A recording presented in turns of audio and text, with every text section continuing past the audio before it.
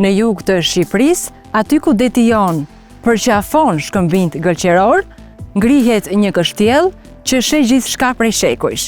Kalaja e Himarës.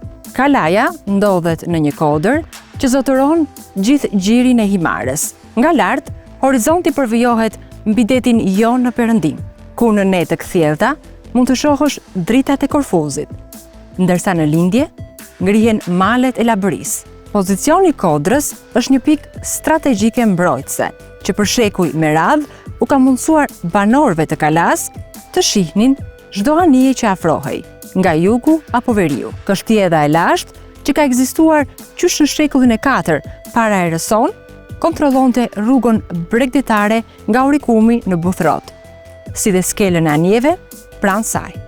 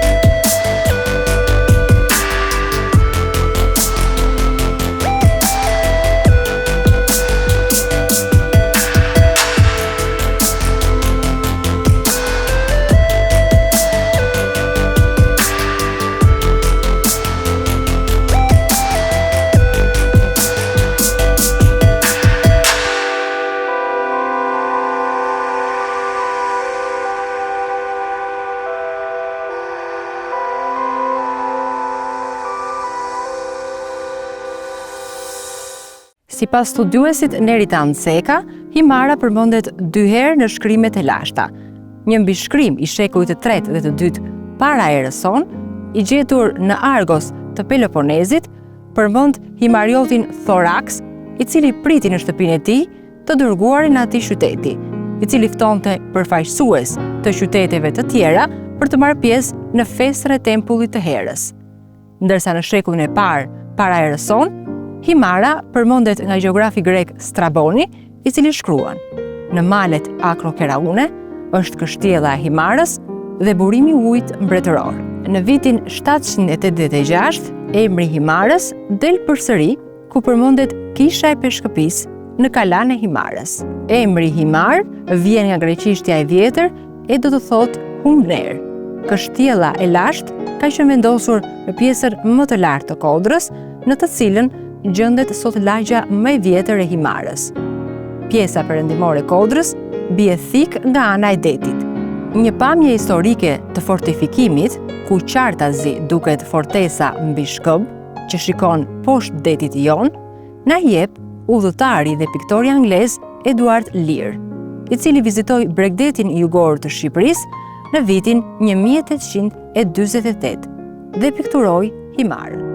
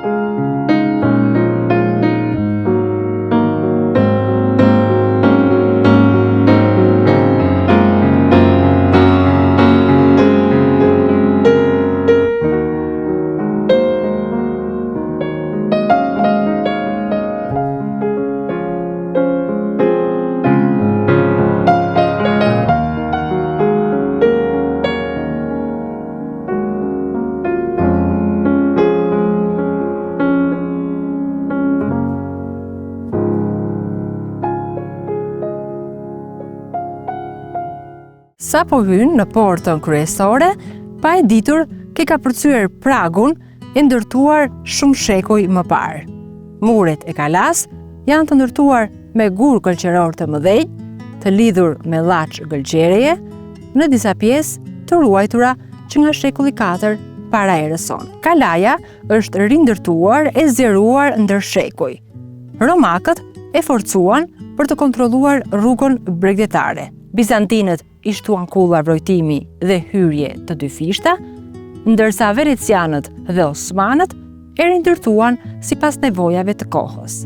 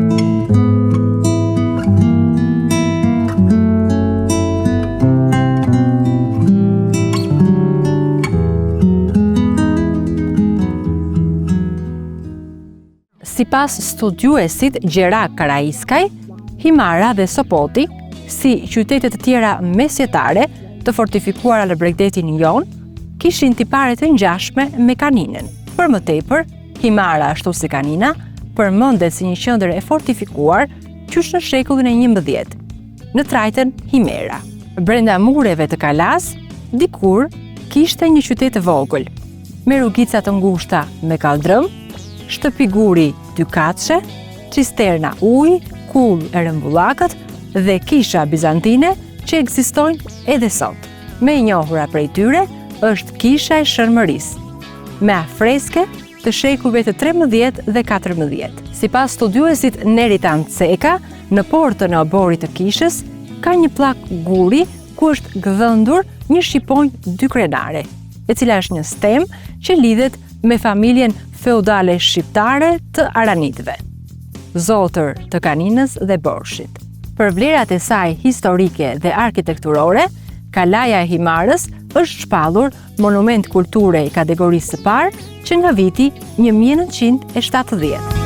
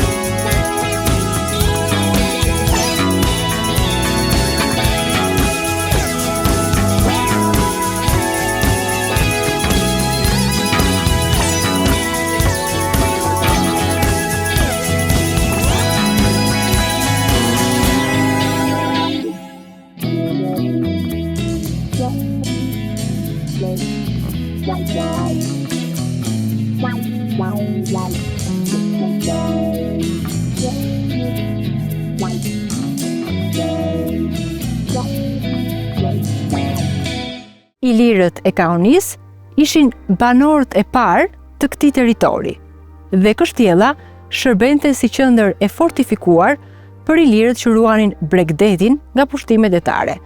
Në periudhën romake, Himara njihej si pjesë e provincës së Epirit të Ri, ndërsa gjatë perandorisë bizantine, ajo u bë një qendër peshkopale me ndikim të madh fetar e kulturor. Në vitin 1272, Kështjella ra në dorë të mbretit të Sicilisë, Karlit të parë Anjou, për t'u rikthyer bizantinëve deri në fillim të shekullit të 15.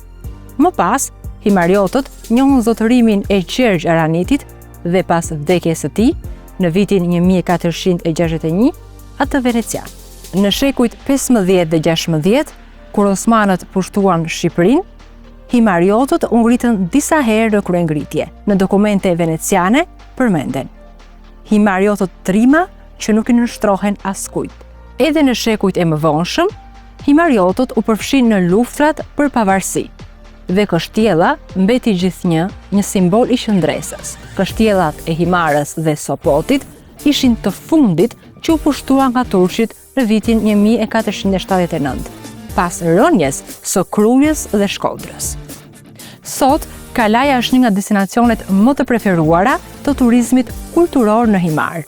Turistët ngjiten në përshtegun që çon lart për të parë panoramën mahnitse të Jonit dhe për t'u njohur me historinë dhe arkitekturën shumë shekullore të saj. Kalaja e Himarës është qendra historike e qytetit, ku disa banorë të vjetër ende jetojnë në shtëpitë brenda mureve. Në mëngjes, dielli zbret mbi gurët e bardhë dhe ullinjt që veshin kodrën, ndërsa në mbrëmje zhytet në detin Jon derisa vezullimet e dritës shuhen ngadalë.